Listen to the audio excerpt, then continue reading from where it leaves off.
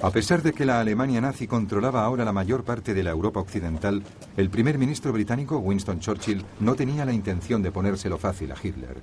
We shall not flinch from the supreme trial.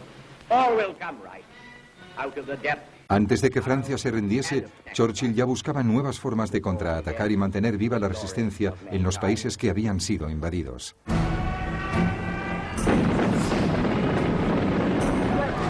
El 3 de junio de 1940, en el mismo momento en que los últimos soldados estaban siendo evacuados de las playas de Dunkerque, Churchill escribía a sus jefes de Estado Mayor exigiéndoles la formación de fuerzas de asalto que pudiesen atacar las costas de la Europa ocupada. En pocos días se hizo público en el ejército un llamamiento para reclutar voluntarios con el objeto de crear una fuerza de 5.000 hombres.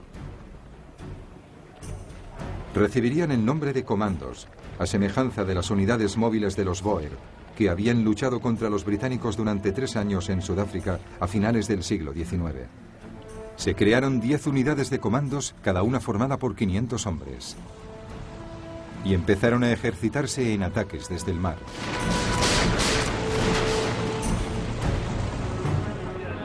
Se ordenó que una unidad se especializara en el lanzamiento en paracaídas y en la utilización de planeadores de asalto. Enseguida este grupo constituiría la base de un regimiento de paracaidistas independiente. El almirante Sir Roger Keyes fue nombrado jefe de operaciones combinadas.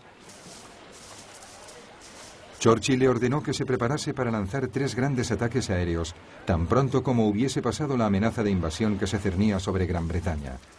Lo primero que hizo el almirante Keyes fue buscar un tipo de embarcación que permitiera a sus tropas desembarcar de manera rápida.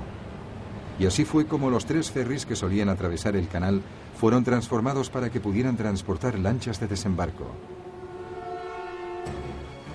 El 4 de marzo de 1941, 2 unidades de comandos y un pelotón de demolición fueron desembarcados en las Islas Lofoten, al norte de Noruega.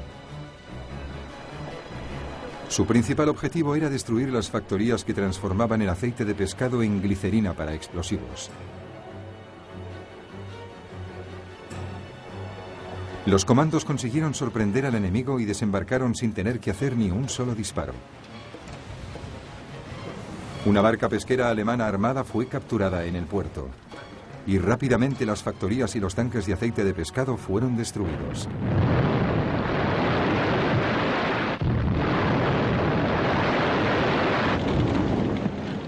Un oficial no pudo resistir la tentación de utilizar la oficina de correos local para enviar un telegrama a Hitler en Berlín. Decía así: en su último discurso usted afirmaba que fuese cual fuese el lugar del continente europeo en el que las tropas británicas desembarcaran, los soldados alemanes les estarían esperando. Pues bien, dígame, ¿dónde están? A continuación, en una incursión terrestre, los comandos detuvieron a 60 colaboradores noruegos identificados por los habitantes locales.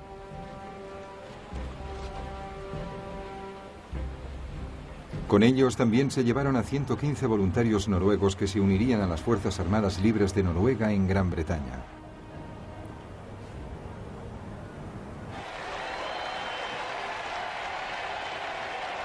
El asalto a las Islas Lofoten significó un éxito rotundo en el ámbito de las relaciones públicas aliadas y un gran espaldarazo a la moral británica. Lo que no pudo hacerse público fue el hallazgo de una serie de rotores de una máquina Enigma. Aunque la máquina había sido lanzada al mar desde una barca pesquera armada, su tripulación olvidó deshacerse de los repuestos. Estas piezas iban a ser de vital importancia para los criptógrafos de Bletchley Park en su trabajo para descifrar los códigos navales alemanes.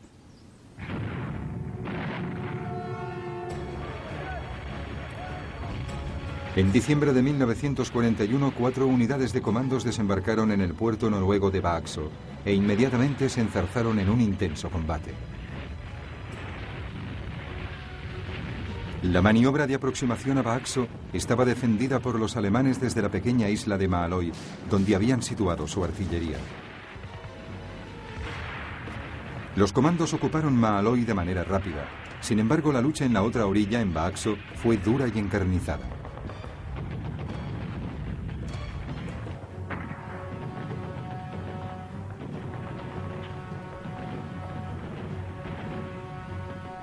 Fueron necesarias varias horas de contienda para someter a la guarnición alemana.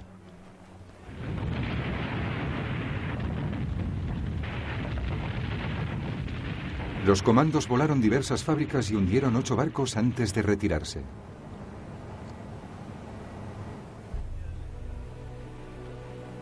Estas incursiones convencieron a Hitler de que antes o después los británicos intentarían retomar Noruega.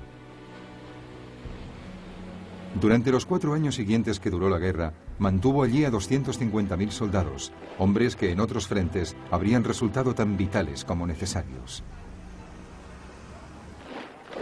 Sin embargo, por muy efectivos que fuesen, los asaltos de los comandos no fueron suficientes para Churchill, que necesitaba otras formas de frenar a los nazis. Para ello organizó y puso en marcha los movimientos de resistencia en los países ocupados. En julio de 1940 se creó el Ejecutivo de Operaciones Especiales con el objetivo de incendiar Europa, tal y como había afirmado Churchill.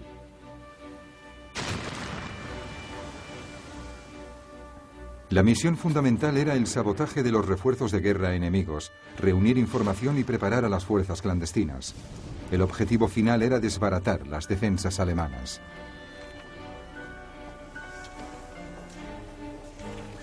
La mayor parte de las actividades de este grupo de operaciones especiales se concentraba en Francia. Rápidamente se reclutaron agentes en Gran Bretaña para que establecieran y coordinaran las redes de resistencia francesas. También se entrenó a operadores de radio y a correos para poder contar con su ayuda.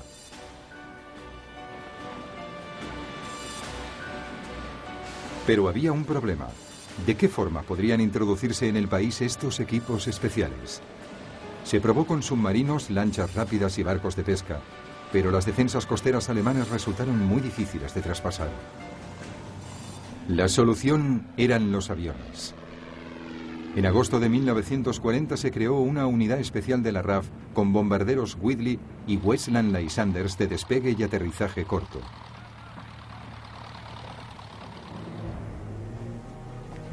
Los agentes y el material serían lanzados en paracaídas desde los bombarderos o llevados y recogidos rápidamente por los Lysanders.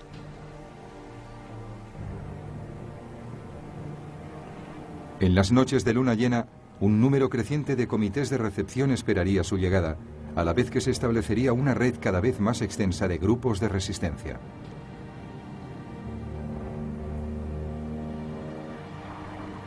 Estos grupos iban a ser perseguidos por un sistema cada vez más sofisticado de contraespionaje alemán. Un sistema que utilizaba equipos de radiogoniometría para localizar las radios ocultas y a los agentes dobles para infiltrarlos en las redes de la resistencia. El trabajo de los agentes del Ejecutivo de Operaciones Especiales era muy peligroso y su esperanza de vida era corta. El más pequeño error podía hacer que cayesen en manos de la Gestapo. Muchos de ellos fueron sometidos a torturas y murieron. A pesar de ello, Churchill estaba convencido de que valía la pena. Mantener viva la resistencia en los países ocupados era vital para millones de personas que confiaban en que la liberación llegaría algún día.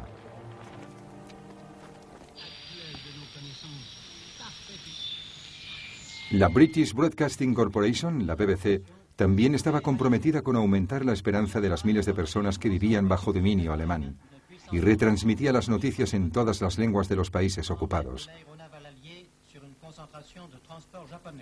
Los que escuchaban estos boletines eran castigados por los alemanes con pena de muerte. Pero la gente sintonizaba la emisora.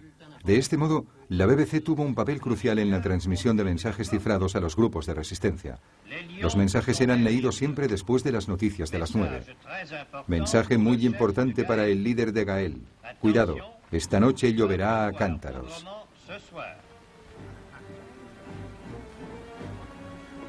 Para muchos pueblos de la Europa ocupada, la perspectiva de la liberación quizás fuera solo un sueño lejano. Sin embargo, a mediados de 1941, la liberación se iba a convertir de repente en algo más cercano. Gran Bretaña ya no estaría sola en su lucha contra el nazismo. Había conseguido un aliado imponente, y no era Estados Unidos, a pesar de que Churchill continuaba solicitando su ayuda. Se trataba de la Unión Soviética.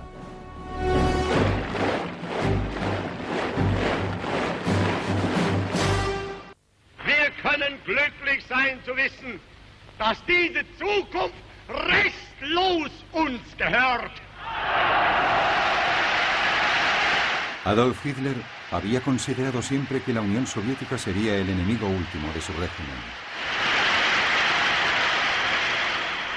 Der sich als Träger seines besten Blutes fühlen und dieses Wissen zur Führung der Nation aus.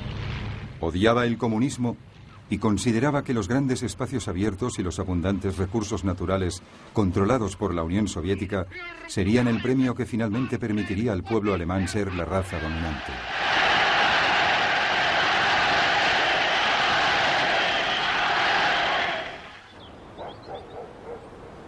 Durante los primeros meses de 1941, Hitler se hallaba en Berghof, su refugio en Berchtesgaden, en los Alpes bávaros, donde planificó su jugada más importante, la Operación Barbarroja o el asalto a la Unión Soviética.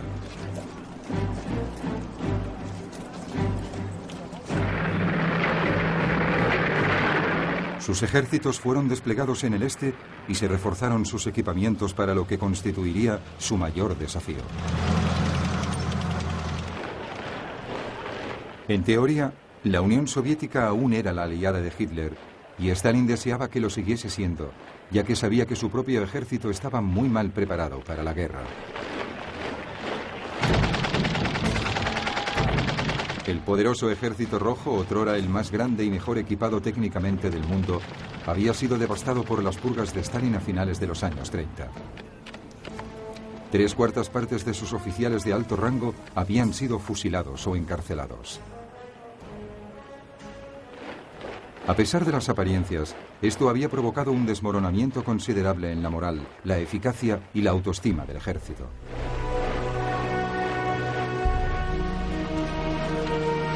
Mientras los soldados alemanes llegaban en masa a Polonia, preparados para lo que podía ser un ataque inminente a Rusia, Stalin, desesperado por mantener la paz, dio órdenes de no hacer nada que pudiese desagradar a Hitler. Pero Hitler tenía otro que hacer antes de avanzar hacia Rusia. Necesitaba asegurar su flanco meridional. Rumanía, Bulgaria y Hungría aún eran firmes aliados. Pero en marzo de 1941, un gobierno yugoslavo favorable a Alemania fue derrocado por las fuerzas pro-británicas. El país vecino, Grecia, también era pro-británico.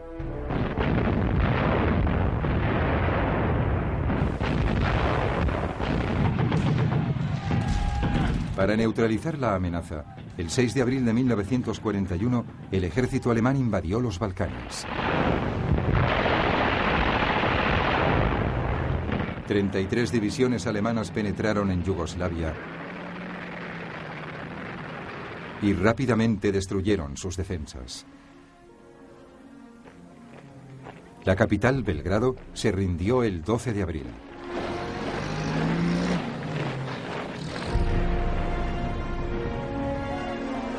Grecia cayó casi tan deprisa como Yugoslavia, a pesar de la ayuda británica, y Atenas fue tomada en 3 semanas.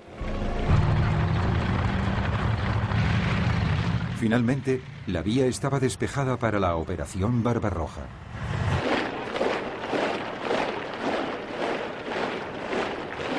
Más de 4 millones de hombres fueron desplegados, formando 138 divisiones. Contaban con la ayuda de más de 3.000 aviones de la Luftwaffe.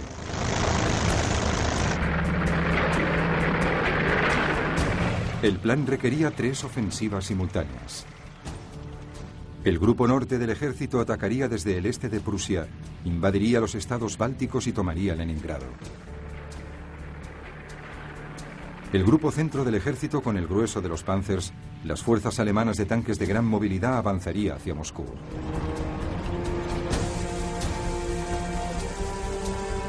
Y el grupo sur del ejército ocuparía Ucrania con su riqueza industrial y agrícola.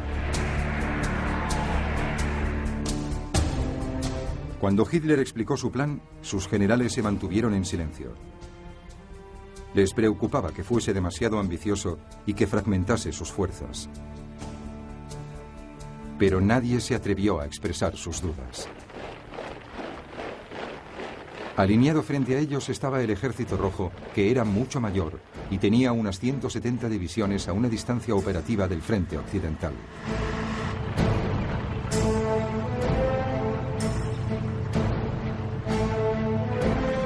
Los rusos también tenían más de 23.000 tanques, superando en mucho los 6.000 alemanes. Los tanques soviéticos eran más viejos y menos potentes, pero aún así constituían una imponente fuerza de combate.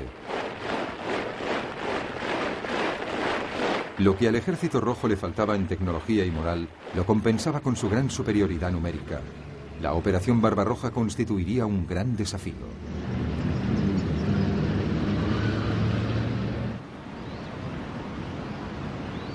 La artillería alemana abrió fuego a las 3:15 de la madrugada del 22 de junio de 1941.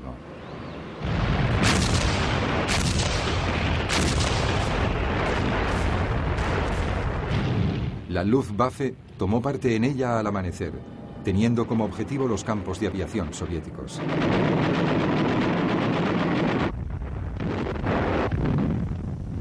Simultáneamente dio comienzo el ataque por tierra.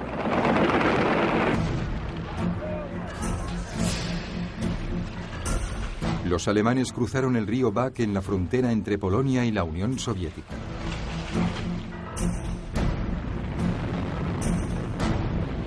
En muy poco tiempo, los Panzers de Hitler penetraban por el este en territorio soviético. Al final del segundo día, la punta de lanza de los Panzers ya había avanzado más de 80 kilómetros. Mal coordinados, los contraataques del Ejército Rojo fueron rápidamente rechazados.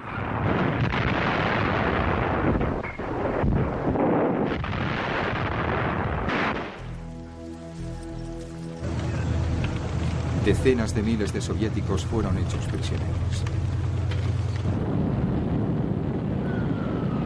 Mientras, la Luftwaffe gozaba de un dominio total del aire.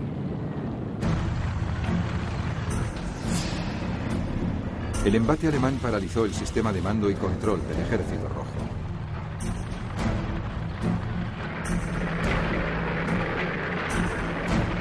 El 29 de junio, 7 días después de comenzado el ataque, 2 arremetidas de Panzer se reunían cerca de Minsk, rodeando 2 enormes bolsas de tropas soviéticas.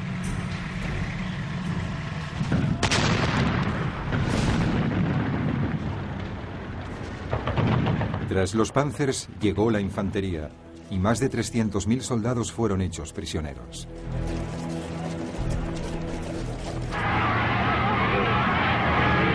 En numerosas ocasiones, los alemanes fueron recibidos como libertadores, especialmente en Ucrania, en donde existía un sentimiento antirruso muy difundido.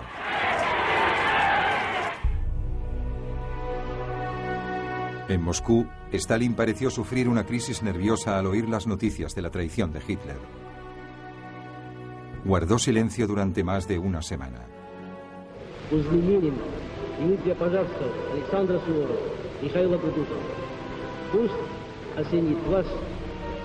Hasta el 3 de julio no hizo un llamamiento al patriotismo de su pueblo para salvar la gran madre patria.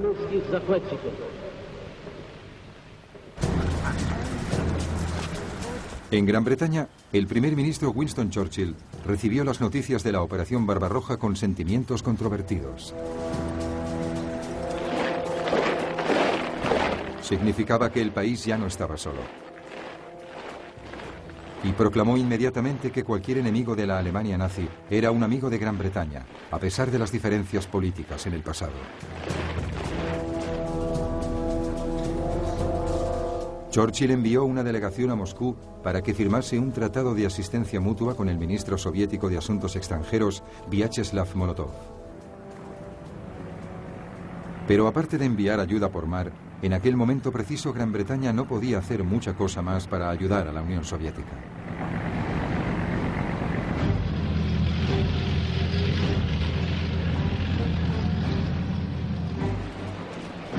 A finales del mes de junio e inicios de julio, la Blitzkrieg, o guerra relámpago alemana, se adentró por territorio soviético. Parecía que nada podría impedir que Hitler llevara a cabo su ambicioso plan. Sin embargo, estaba a punto de cometer su primer y mayor error estratégico.